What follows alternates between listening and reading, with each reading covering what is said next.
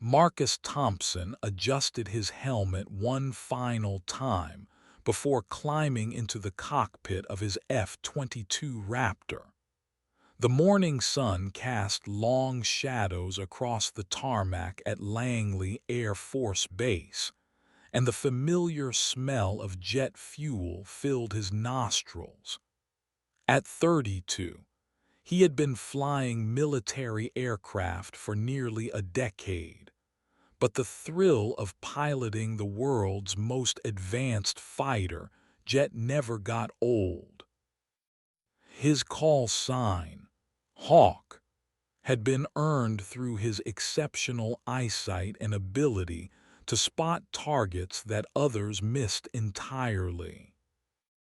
Today's mission was a routine training exercise over the Virginia coast, but Marcus approached every flight with the same level of precision and focus. His father, Lieutenant Colonel David Thompson, had instilled in him the importance of discipline and attention to detail before his death in a classified operation when Marcus was just 7 years old. The official report stated that his father had died in a training accident, but Marcus had always felt there were gaps in the story that didn't quite add up. As he ran through his pre-flight checklist, Marcus noticed Colonel Bradley Henshaw approaching across the tarmac. Henshaw had been his father's squadron leader back in the day and was now the base commander. Their relationship had always been complicated. While Henshaw had been something of a mentor figure during Marcus's early career, there was something about the man that Marcus couldn't quite trust.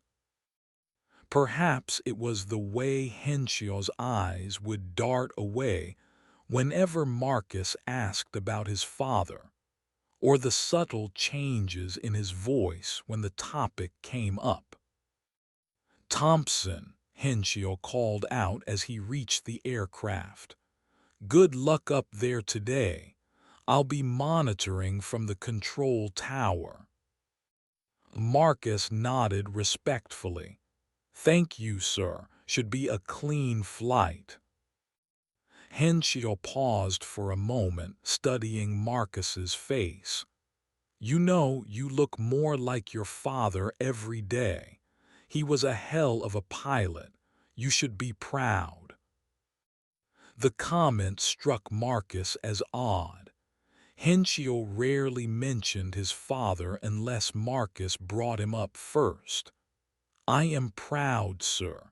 I just wish I knew more about what really happened that day." A shadow crossed Henshaw's face. "Some things are better left in the past, son.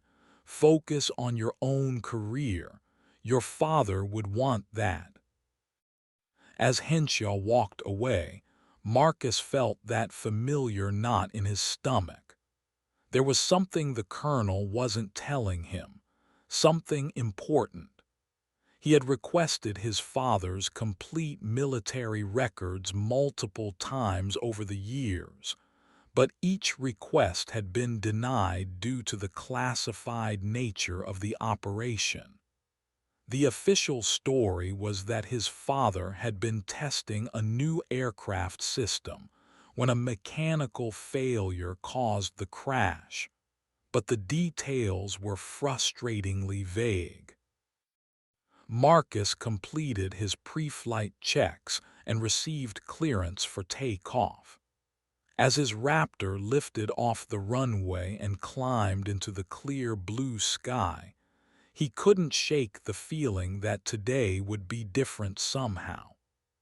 Little did he know that within hours, he would stumble upon evidence that would change everything he thought he knew about his father's death and set him on a collision course with one of the most powerful men on the base.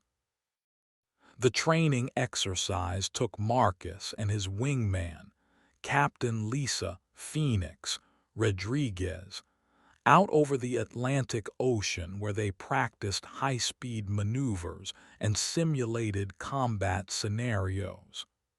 Phoenix had been Marcus's closest friend since flight school, and she was one of the few people who knew about his ongoing questions regarding his father's death.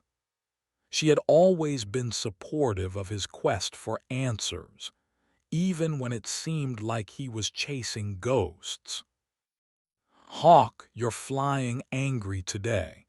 Phoenix's voice crackled through his headset as they completed a series of barrel rolls. "What's eating at you?" Marcus leveled his aircraft and glanced over at Phoenix's F-22 flying in formation beside him. Henshaw made another one of his cryptic comments about my father before takeoff. "There's something he's not telling me, Phoenix. I can feel it." "You've been saying that for years. Maybe it's time to let it go and focus on the present." "I can't. There are too many inconsistencies in the official report. The timeline doesn't make sense, and the witness statements are contradictory. Plus, I've done some research on the aircraft my father was supposedly testing. The model they claim he was flying wasn't even in development at the time of his death." Phoenix was quiet for a moment. "That is strange. Have you considered going above Henshaw's head?" "With what evidence? Everything I have is circumstantial. I need something concrete, something that proves there was a cover-up." Their conversation was interrupted by air traffic control directing them to a new sector for the next phase of the exercise. As they changed course, Marcus noticed something unusual on his radar. There was a faint signature appearing and disappearing in a restricted airspace about 50 miles to the northwest. The signature was too small and too fast to be a commercial aircraft, but it didn't match any known military aircraft either. "Phoenix, are you seeing this?" Marcus asked, highlighting the anomaly on his display. "I see it. That's weird. Control, we're picking up an unidentified aircraft in Sector 7. The response from air traffic control was immediate and sharp. "Negative, Phoenix. There are no aircraft in that sector. Continue with your assigned mission." But Marcus was already banking toward the mysterious signature. His training had taught him to investigate anything unusual, and his instincts were screaming that this was important. As they approached the restricted area, the signature became clearer. It was definitely an aircraft, and it was flying in a pattern that suggested it was conducting some kind of test or surveillance mission. "Hawk, we need to turn back," Phoenix warned. "This is restricted airspace." "Just a quick look," Marcus replied, pushing his Raptor to maximum speed. "I want to see what they're trying to hide." As they crested a cloud bank, Marcus got his first clear visual of the mysterious aircraft. What he saw made his blood run cold. It was a sleek, angular aircraft unlike anything he had ever seen before, with technology that appeared to be decades ahead of anything currently in service. But what really caught his attention was the tail number painted on the fuselage. It was the same number that had been listed in his father's accident report. Marcus's hands trembled slightly as he adjusted his camera system to get a clearer image of the aircraft below. The tail number was definitely the same one from his father's file, but this aircraft was clearly operational and had technology that shouldn't exist according to official records. His mind raced as he tried to process what he was seeing. "Phoenix, do you see that tail number?" he asked, his voice barely above a whisper. "I see it, but I don't understand what it means." "That's the aircraft my father was supposedly killed in 25 years ago. The one that was supposedly destroyed in a training accident." Phoenix's sharp intake of breath was audible through the radio. "That's impossible. You must be mistaken." Marcus zoomed in his camera and began recording everything he could. The aircraft was performing maneuvers that defied conventional physics, making sharp turns and sudden stops that would have killed any human pilot. It was clearly unmanned, but the technology was far beyond anything he knew the military possessed. "Hawk Phoenix, return to base immediately." The voice of Colonel Henshaw crackled through their headsets with unmistakable authority and barely contained anger. "You are in violation of restricted airspace." "Sir, we were investigating an unidentified aircraft," Marcus replied, still recording. "We need to report this too." "You will report nothing," Henshaw interrupted. "Return to base immediately. That's an order." Marcus looked at the mysterious aircraft one more time, memorizing every detail. The implications were staggering. If this aircraft existed and bore his father's tail number, then everything he had been told about his father's death was a lie. But why would they lie? And what had his father really been involved in? As they turned back toward base, Marcus's mind was already working on his next move. He had recorded everything, but he knew that wouldn't be enough. Henshaw would probably confiscate the footage and claim it was classified. He needed to find another way to get to the truth. "Phoenix, I need you to do something for me," he said quietly, switching to a secure frequency. "When we land, I want you to upload a copy of everything we just recorded to a secure server off base. Can you do that?" "Marcus, this is dangerous territory. If they're covering something up, getting involved could end both our careers." "My father died for whatever this is. I can't let that go unavenged." Phoenix sighed. "All right, but we need to be smart about this. If we're going to take on Henshaw and whoever else is involved in this cover-up, we need to have all our ducks in a row." The flight back to base was tense. Marcus could see military vehicles racing across the tarmac as they approached, and he knew that Henshaw was already mobilizing damage control. When they landed, they were immediately escorted to separate debriefing rooms, and their aircraft were impounded for routine maintenance. Marcus sat in the sterile military interrogation room, knowing that his life had just changed forever. He had stumbled upon something that powerful people wanted to keep hidden, and he was determined to expose the truth no matter what the cost. His father deserved justice, and Marcus was going to make sure he got it.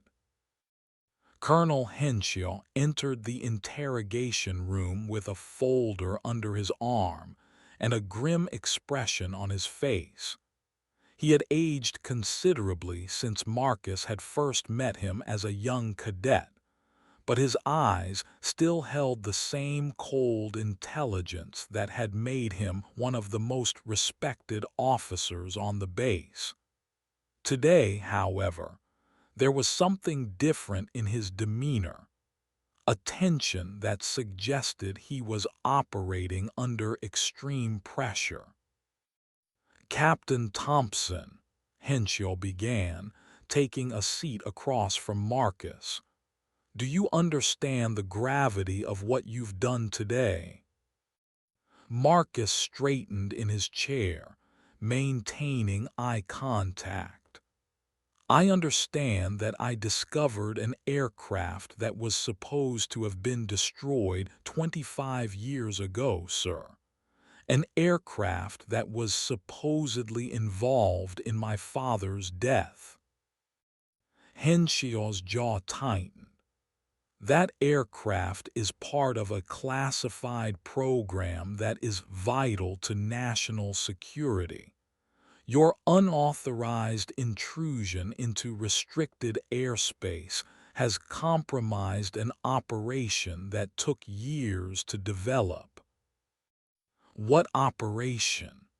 And why does it involve an aircraft that should have been destroyed decades ago?" "I cannot and will not discuss classified operations with you, Captain.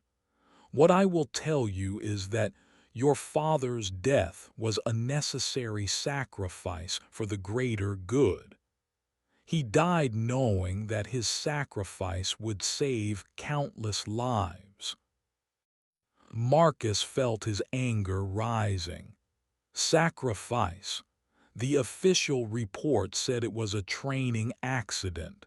Now you're telling me he was sacrificed. For what?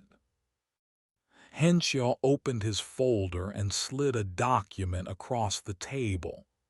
"This is a non-disclosure agreement.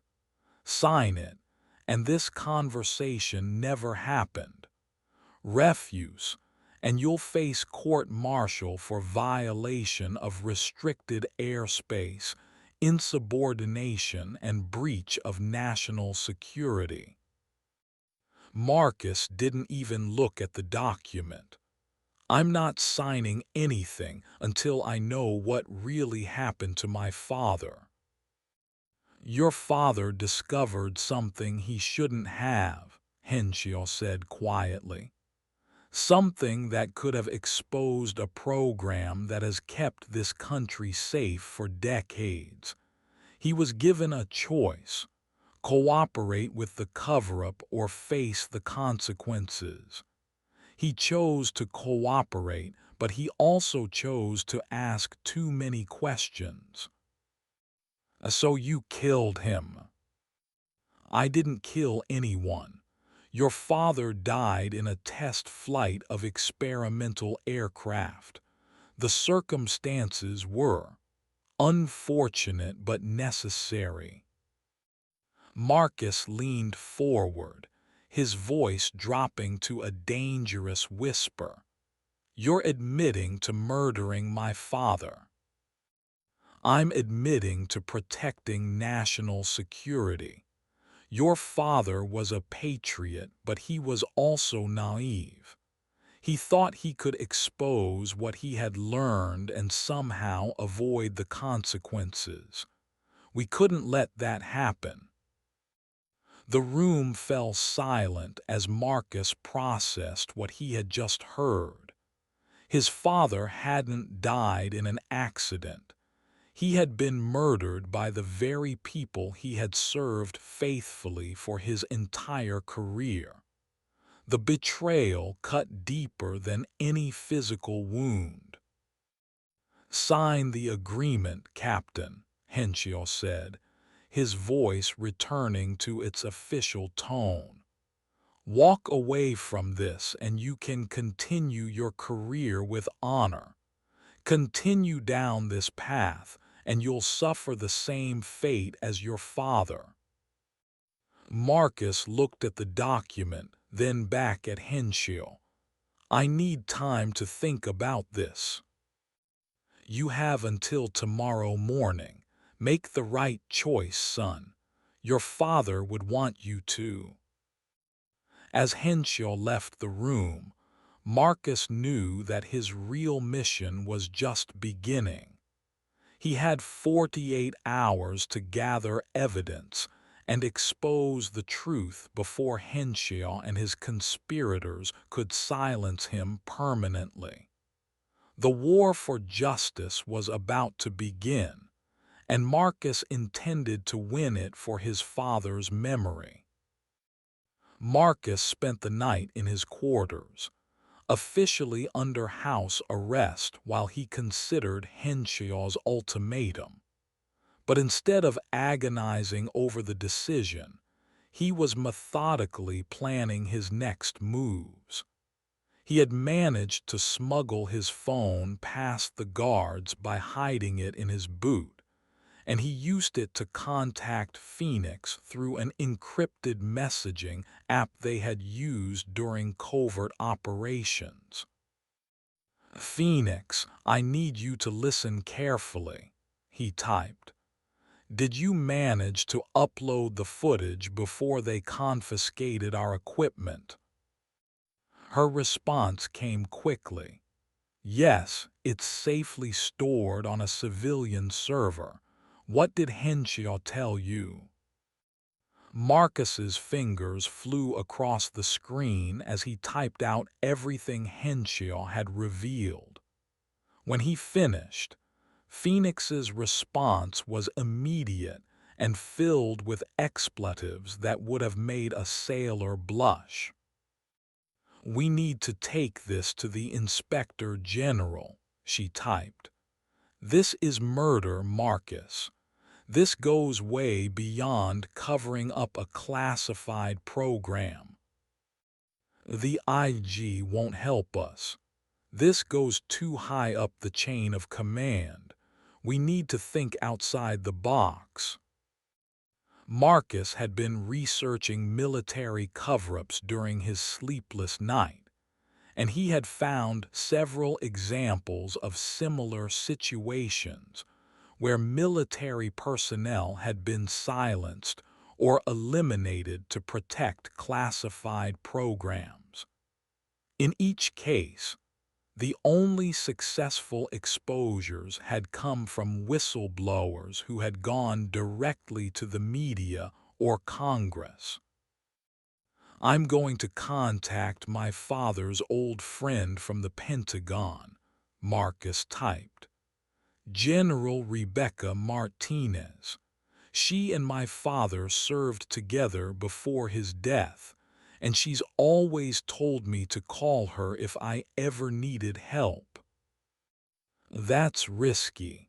How do you know she's not part of the cover-up?" "I don't, but I have to take the chance.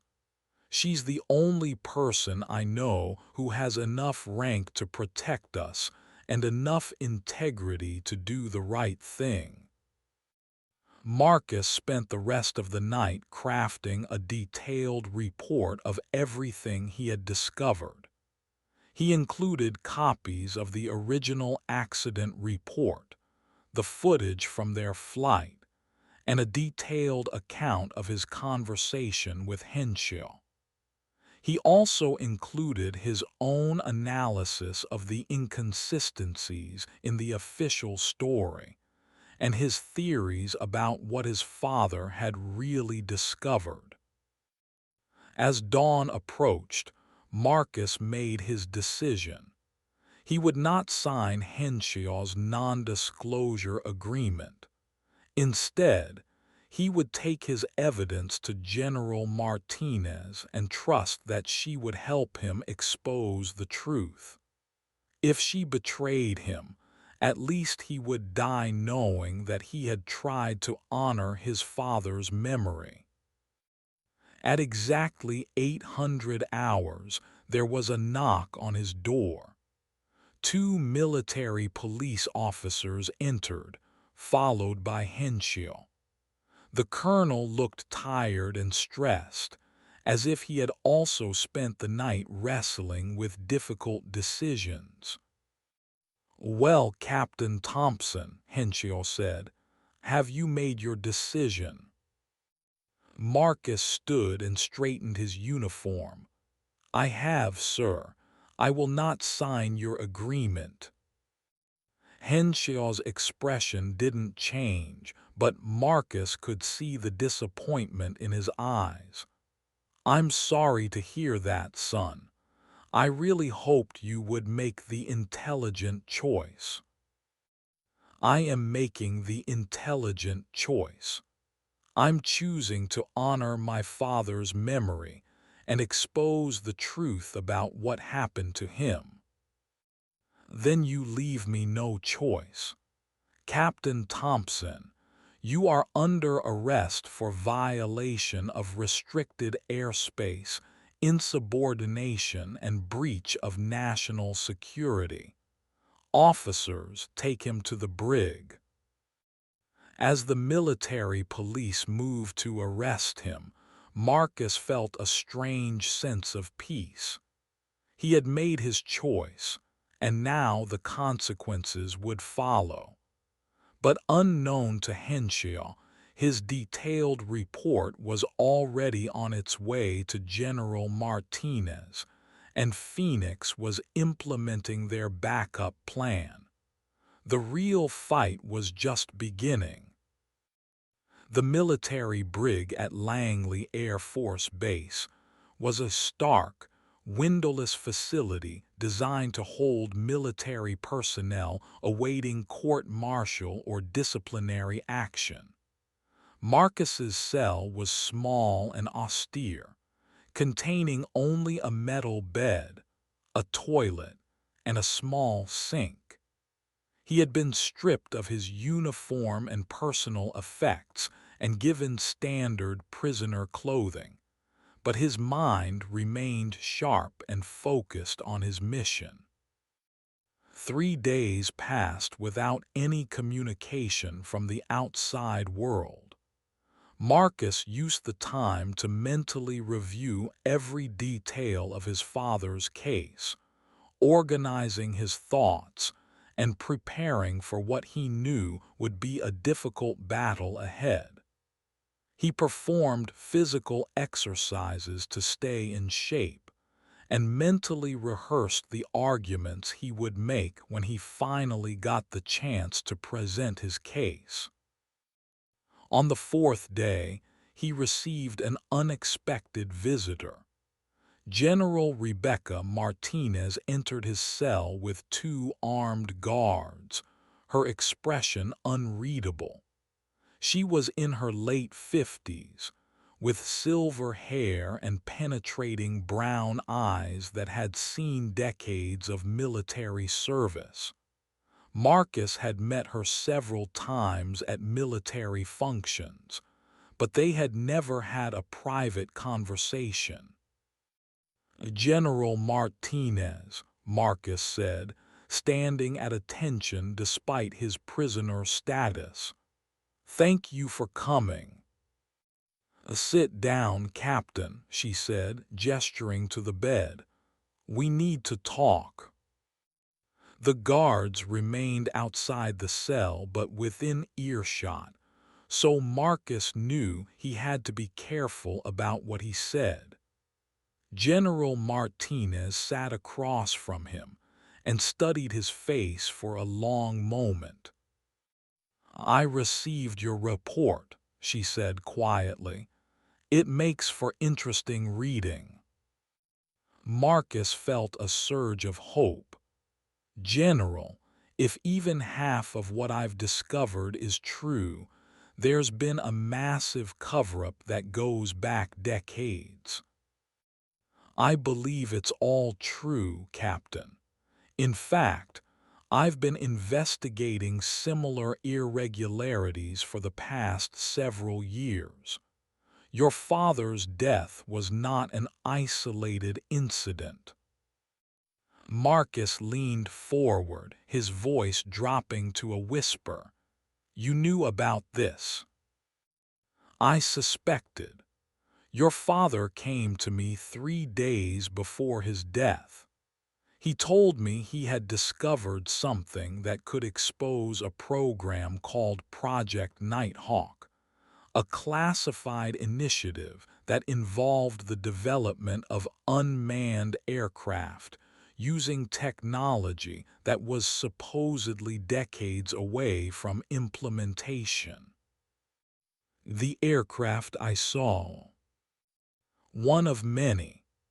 The program has been operating in the shadows for over 30 years, funded by black budget allocations, and protected by a network of military and civilian officials. Your father had stumbled upon evidence that the technology was being developed using assets that had been stolen from foreign governments and private corporations. Marcus felt his world spinning. So he was murdered to protect a theft ring. He was murdered to protect something much bigger than that. Project Nighthawk isn't just about developing advanced aircraft. It's about maintaining American technological superiority through any means necessary. The people running this program believe that national security justifies any action, including murder. General Martinez reached into her jacket and pulled out a small device that looked like a hearing aid. Put this in your ear, she whispered. It will allow us to communicate securely even when we're not together. Marcus palmed the device and slipped it into his ear. Immediately, he could hear the general's voice clearly despite the fact that she was no longer speaking aloud. Your court-martial is scheduled for next week, her voice said in his ear. Colonel Henshaw is planning to present classified evidence that will make it impossible for you to defend yourself. But I have a plan that will expose the truth and bring justice for your father. The plan General Martinez outlined was audacious and dangerous. She had been working with a small team of investigators within the Pentagon's Inspector General's office to document the illegal activities of Project Nighthawk.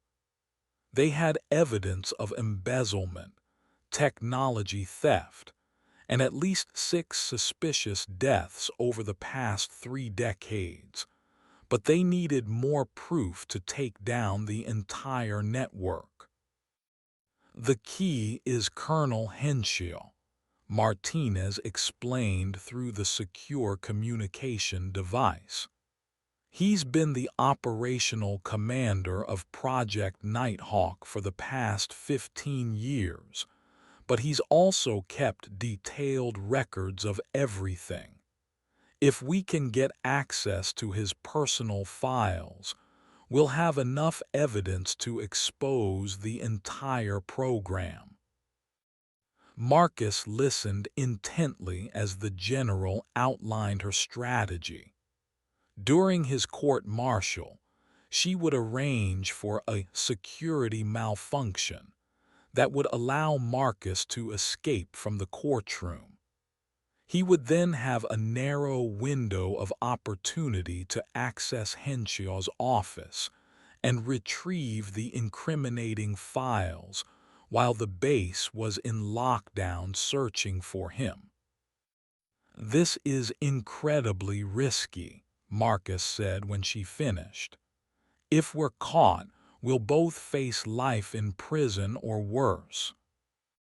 Your father took the same risk when he decided to expose the truth. Are you willing to honor his sacrifice?" Marcus didn't hesitate. "Yes, ma'am. What do you need me to do?" Over the next few days, Martinez provided Marcus with detailed intelligence about the base's security protocols, the location of Henshaw's office, and the specific files he needed to retrieve. She also arranged for Phoenix to be assigned to a training mission that would keep her away from the base during the operation, ensuring her safety. The night before his court-martial, Marcus received one final message from Martinez. "Whatever happens tomorrow, remember that you're fighting for more than just your father's memory. You're fighting for the integrity of the military and the safety of every service member who has been betrayed by this program." Marcus spent his last night in the brig writing letters to his family and friends, explaining his actions and asking for their forgiveness if he didn't survive the next day. He also wrote a detailed account of everything he had learned, including Martinez's revelations about Project Nighthawk, and arranged for it to be sent to several news organizations if he was killed or disappeared. As dawn approached, Marcus felt a strange mix of fear and determination. He was about to attempt something that could end his life, but he was also about to honor his father's memory in the most meaningful way possible. The boy who had lost his father to a supposed training accident was about to become the man who exposed the truth about his murder. The court-martial was scheduled for 900 hours, and Marcus knew that his life would never be the same after that moment. Whether he succeeded or failed, he would finally have the answers he had been seeking for 25 years. Justice for his father was within reach, and Marcus was prepared to pay any price to achieve it. The courtroom at Langley Air Force Base was filled with military personnel, most of whom had no idea they were about to witness one of the most significant military trials in recent history. Marcus sat at the defendant's table in his dress uniform, his court-appointed defense attorney beside him, shuffling through papers with a defeated expression. The attorney, Major Patricia Wells, had been given less than a week to prepare for the case, and had been denied access to most of the evidence due to classification restrictions. Colonel Henshaw sat in the front row of the gallery, his eyes fixed on Marcus with an expression that was part disappointment and part determination. General Martinez was notably absent, but Marcus could hear her voice clearly through the communication device in his ear. "The security malfunction will occur at exactly 9:45 hours," she whispered. "When the lights go out, you'll have 30 seconds to reach the emergency exit on the east side of the building. Remember, You need to be in Henshaw's office by 1,000 hours before the backup security systems come online. The presiding judge, Colonel James Mitchell, called the court to order and read the charges against Marcus. The list was extensive: violation of restricted airspace, insubordination, breach of national security, and conduct unbecoming an officer. Each charge carried a potential sentence of several years in military prison. The prosecution, led by Major Kevin Morrison, presented their case with ruthless efficiency. They argued that Marcus had recklessly endangered national security by intruding into classified airspace, and that his subsequent refusal to sign the non-disclosure agreement demonstrated a pattern of insubordination that was incompatible with military service. The defendant, Morrison said, packing in front of the jury, has shown a complete disregard for the chain of command and the security of classified military operations. His actions have potentially compromised programs that are vital to our national defense. When it came time for the defense to present their case, Major Wells stood and made a motion that surprised everyone in the courtroom. "Your Honor, the defense moves to enter into evidence classified materials related to Project Nighthawk and the death of Lieutenant Colonel David Thompson." The courtroom erupted in murmurs, and Colonel Mitchell banged his gavel for order. "Counsel, you know that classified materials cannot be entered into evidence without proper authorization." "Your Honor, the defense believes that these materials are directly relevant to the charges against Captain Thompson, and that their classification is being used to conceal criminal activity." Henshaw's face had gone pale, and Marcus could see him whispering urgently to the prosecutor. Morrison stood and objected strenuously to the motion, arguing that even discussing classified materials in open court would constitute a breach of national security. At exactly 9:45 hours, the lights in the courtroom went out. Emergency lighting kicked in immediately, but the sudden darkness created enough confusion for Marcus to slip away from the defendant's table and make his way to the emergency exit. He could hear General Martinez's voice in his ear, guiding him through the corridors of the building. "Turn left at the next intersection," she whispered. "Security teams are responding to the malfunction, but you have a clear path to the administrative building."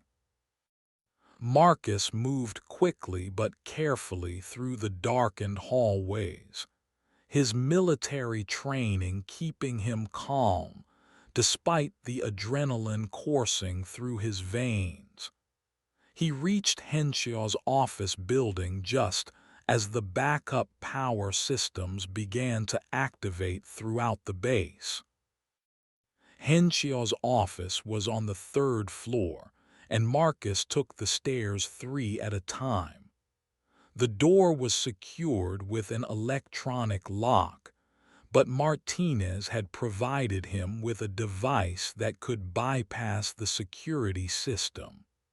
Within minutes, he was inside the colonel's private office, searching through filing cabinets and computer files for evidence of Project Nighthawk. What he found exceeded his wildest expectations. Henshaw had kept meticulous records of every aspect of the program, including detailed reports on the 6 suspicious deaths that Martinez had mentioned. Marcus's father was just one of many military personnel who had been eliminated to protect the program's secrets. Marcus's hands shook as he photographed document after document with a camera that General Martinez had provided. The evidence was overwhelming and damning. Project Nighthawk had been operating for over 30 years, stealing technology from foreign governments and private corporations, then using that technology to develop advanced military aircraft that were supposedly decades ahead of their time. The program's budget came from black funds that had been diverted from other military programs, and the oversight was minimal due to the classified nature of the operation. Henshaw's files showed that at least $200 million had been embezzled over the years, with much of the money going to private contractors who were part of the conspiracy. But the most shocking discovery was a file labeled Permanent Solutions. This file contained detailed plans for the elimination of military personnel who had become security risks to the program. Marcus's father was listed as Subject 23, with a complete psychological profile and a timeline of his activities leading up to his death.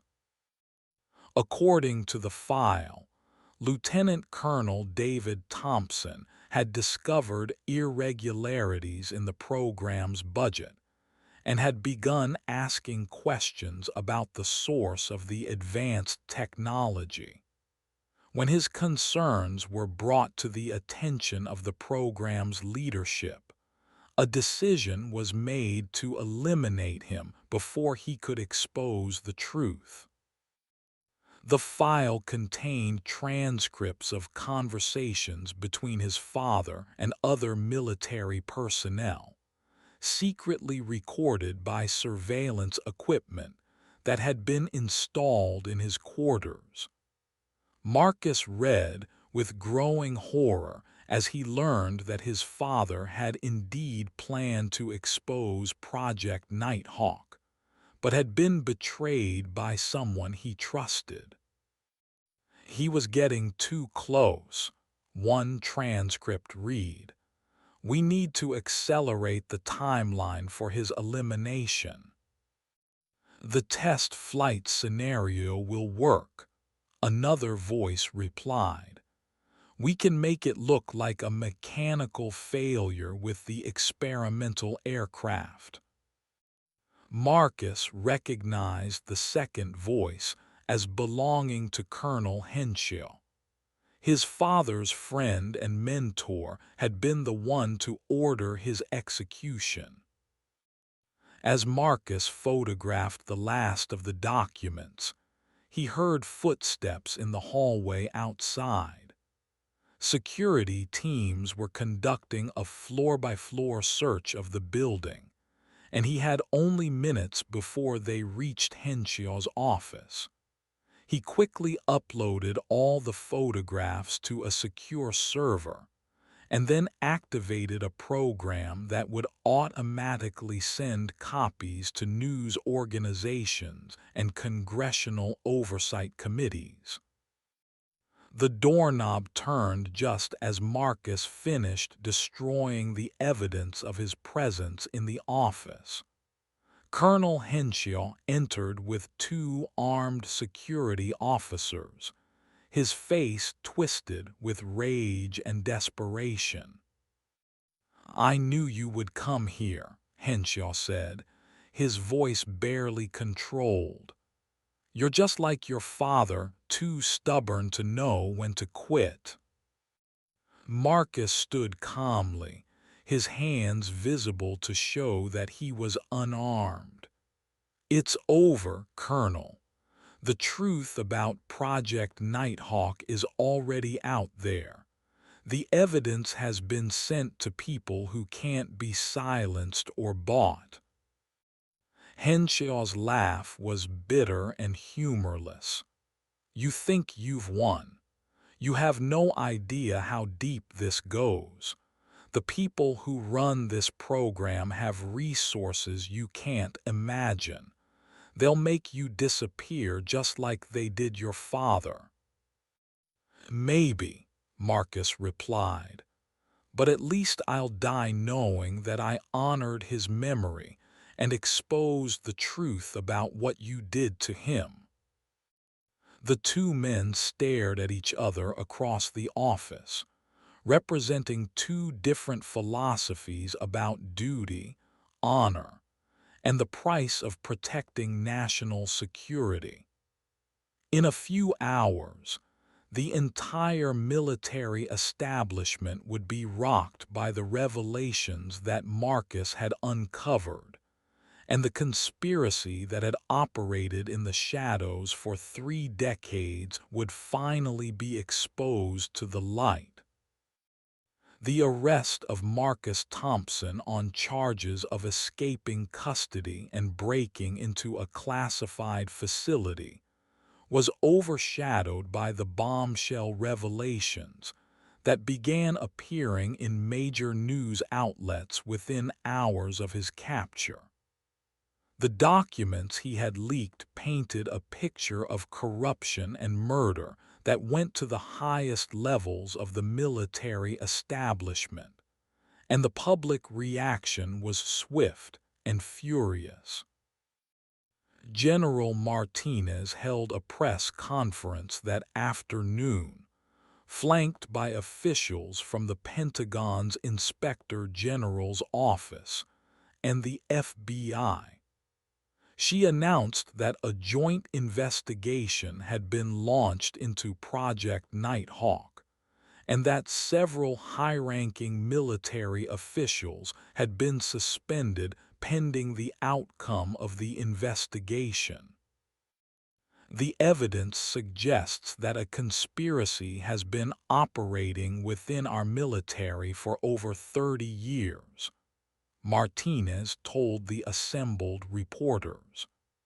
"This conspiracy has resulted in the theft of classified technology, the embezzlement of millions of dollars in taxpayer funds, and the murder of at least 6 military personnel who threatened to expose the truth."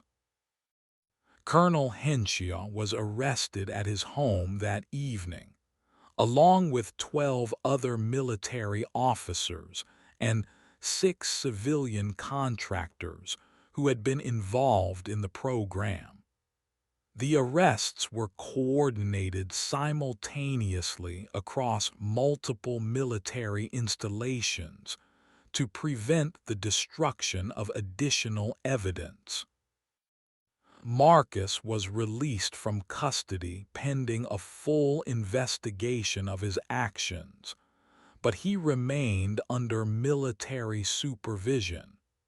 Phoenix, who had been recalled from her training mission, was assigned as his escort officer, ostensibly to ensure his safety, but actually to provide him with protection from any remaining conspirators who might want to silence him. "I can't believe you pulled this off," Phoenix said as they sat in Marcus's quarters, reviewing news coverage of the scandal. "Your father would be proud of what you've accomplished." Marcus felt a complex mix of emotions as he watched Colonel Henshaw being led away in handcuffs on the evening news. There was satisfaction in knowing that justice was finally being served, but also sadness at the realization that his father's death had been preventable if the system had worked the way it was supposed to. The hardest part is knowing that my father died alone, Marcus said quietly. He discovered this conspiracy and tried to do the right thing, but he had no one to turn to. Everyone he trusted either betrayed him or was powerless to help him. Over the following weeks, more details emerged about Project Nighthawk and the scope of the conspiracy. Congressional hearings were scheduled, and a special prosecutor was appointed to investigate potential criminal charges. The military launched its own internal investigation, and several reforms were implemented to prevent similar conspiracies in the future. Marcus testified before Congress about his discoveries and his father's death, providing detailed accounts of everything he had learned. His testimony was broadcast live on national television, and he became a symbol of integrity and courage for many Americans who had lost faith in their military leadership. The investigation revealed that Project Nighthawk had been responsible for developing some of the most advanced military aircraft in the world, but that the program had operated without proper oversight or accountability for decades. The technology that had been stolen from foreign governments and private corporations had given the United States a significant military advantage, but at the cost of violating international law and betraying the trust of the American people. Colonel Henshaw and his co-conspirators were eventually convicted on multiple charges, including murder, conspiracy, embezzlement, and treason. Henshaw received a sentence of life in prison without the possibility of parole, while the other defendants received sentences ranging from 20 to 50 years. Marcus was cleared of all charges and was awarded the Congressional Medal of Honor for his courage in exposing the conspiracy. He remained in the Air Force for several more years, eventually retiring as a colonel and becoming an advocate for military reform and transparency. 2 years after the Project Nighthawk scandal broke, Marcus stood at his father's grave in Arlington National Cemetery. The headstone had been replaced with a new one that accurately reflected Lieutenant Colonel David Thompson's service and sacrifice. The inscription read, "A true American hero who died fighting for truth and justice." Phoenix stood beside him, having become his closest confidant and eventually his wife. She had been by his side throughout the long process of investigations, trials, and military reforms that had followed the exposure of the conspiracy. "Do you think he would have approved of what you did?" Phoenix asked as they placed fresh flowers on the grave. Marcus considered the question carefully. "I think he would have been proud that I didn't give up. He died trying to expose the truth, and I was able to finish what he started." General Martinez approached them, now serving as the Secretary of Defense after being promoted following her role in exposing the conspiracy. She had become something of a surrogate parent to Marcus, providing guidance and support as he navigated the aftermath of his revelations. The final report on Project Nighthawk was released today, she said, handing Marcus a thick folder. It confirms everything you suspected and more. The program was terminated officially, and new oversight procedures have been implemented to prevent similar conspiracies.